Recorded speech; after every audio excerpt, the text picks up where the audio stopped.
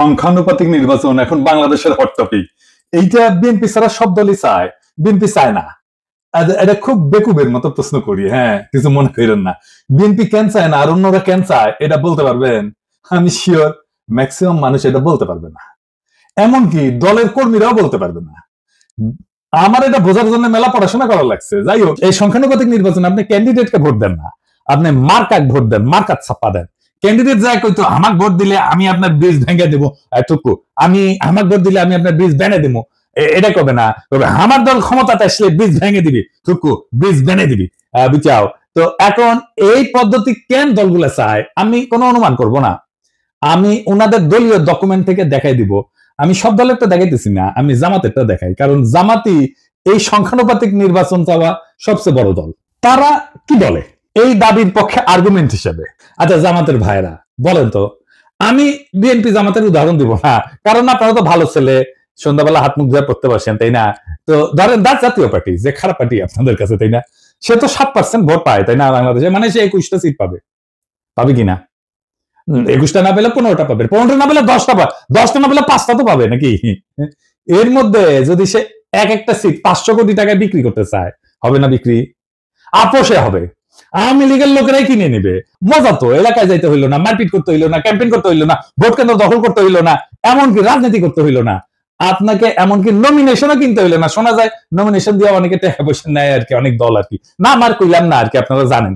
আপনার টাকা আছে, আপনার জিতা সিট কিনে নিলেন, নো রিস্ক, হারার কোনো ভয় নাই।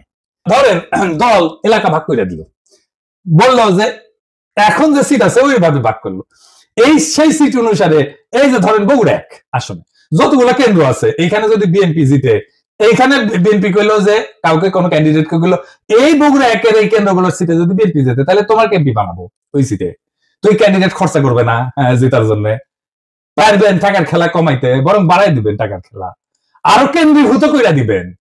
কারণ ওই পাবলিককে জনগণ ভোট দেবে না, ওই পাবলিককে সিলেক্ট করবে দলের নেতা। বাংলাদেশের প্রধান রাজনৈতিক দলগুলোতে তো আভ্যন্তরীণ গণতন্ত্র প্রায় অনুপস্থিত, নেতৃত্ব অত্যন্ত কেন্দ্রীভূত। এই পদ্ধতিতে, সংখ্যানুপাতিক পদ্ধতিতে দলীয় তালিকা তৈরি হবে কেন্দ্রীয় নেতৃত্বের মাধ্যমে, এটা স্থানীয় জনপ্রতিনিধিত্বকে দুর্বল করে দিবে, দলীয় নেতৃত্ব ক্ষমতা আরো কেন্দ্রীভূত করবে এবং স্থানীয় পর্যায়ে জবাবদিহিতা কমবে। দলের শীর্ষ নেতৃত্বই নির্ধারণ করবে কে সংসদে যাবে, ভোটারদের প্রত্যক্ষ ভোটের ক্ষমতা কমে যাবে। মানে এখন তো জনপ্রিয় নেতা হলে তার জেতার চান্স থাকে, তাই না? মানুষের কাছে ভালো হইতে হয়, সেটা কোনো দরকারই পড়বে না। দেখেন আমরা অনেকে মনে করি রাজনীতি মানে হচ্ছে নির্বাচন, আইন, সংসদ, এই সমস্ত কিছু, কিন্তু রাষ্ট্রবিজ্ঞানী মুসা আহমেদ একটা খুব সোজা কথা বলেন। উনি বলেন যে রাজনীতি আসলে একটা অদৃশ্য বোঝাপড়া, সেটাতে ঠিক হয় কে ক্ষমতায় থাকবে, কে টাকা খাবে, কে নিরাপদে থাকবে। এই বোঝাপড়াকেই বলা হয় পলিটিক্যাল সেটেলমেন্ট, বা বাংলায় বলে রাজনৈতিক বন্দোবস্ত। এই রাজনৈতিক বন্দোবস্ত ছাত্ররা ভাঙতে চাইছিল, আর সেটাকে তারা বলছিল নতুন রাজনৈতিক বন্দোবস্ত, বুঝেছাও? তো এই বন্দোবস্ত লিখিত না, কিন্তু কিন্তু খুব বাস্তব। বড় বড় রাজনৈতিক দল, আমলা, ব্যবসায়ী গোষ্ঠী, পুলিশ, বিচারক, এলিট সবাই এটা অলিখিত চুক্তিতে থাকে। ধরেন রাস্তার ট্র্যাকে চাঁদাবাজি, হাটের ইজারা, ছিনতাই, মাস্তানি, ঠিকাদারি, বালু মাহাল, এই সমস্ত জিনিস আছে না যেটি থেকে টাকা পয়সা আসে, এটা একটা ইকোনমি আছে।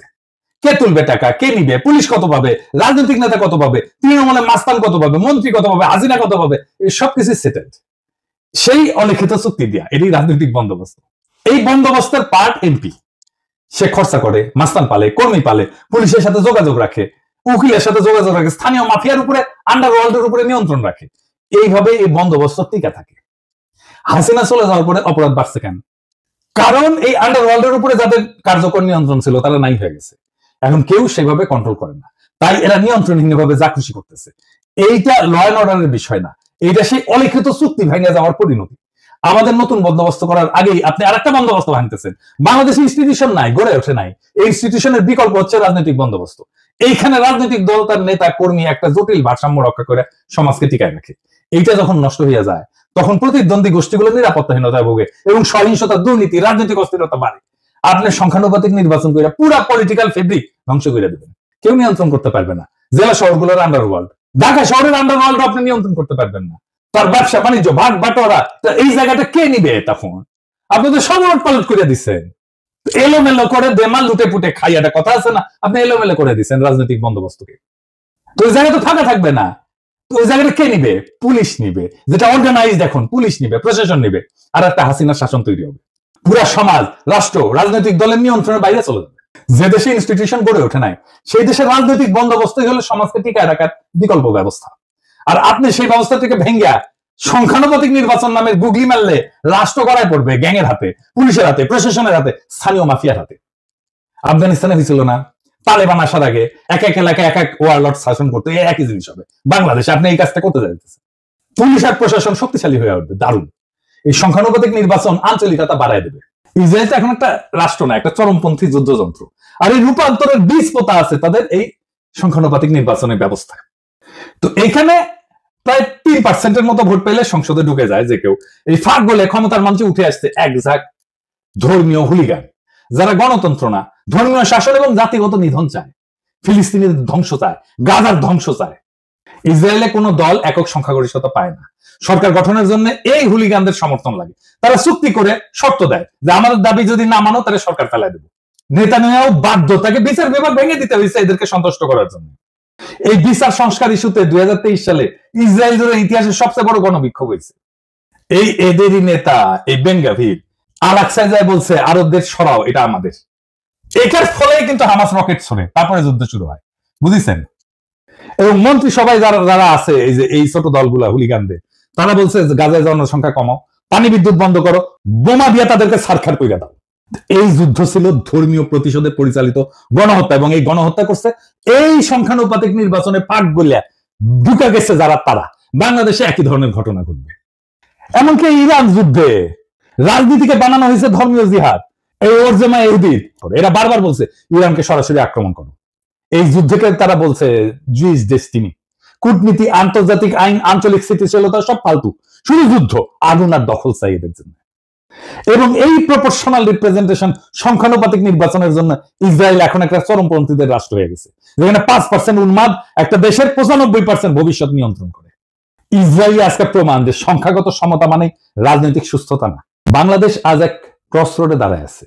কিছু দলের ভুল সিদ্ধান্ত, কিছু বুদ্ধিজীবীর নির্বোধ গুগলি, আর কিছু বিদেশি থিঙ্ক ট্যাঙ্কের ঠাইসা দেওয়া এক্সপেরিমেন্ট, এইসব মিলে আজ রাষ্ট্র এক ভয়ঙ্কর জুয়া খেলায় ঢুকে পড়ছে।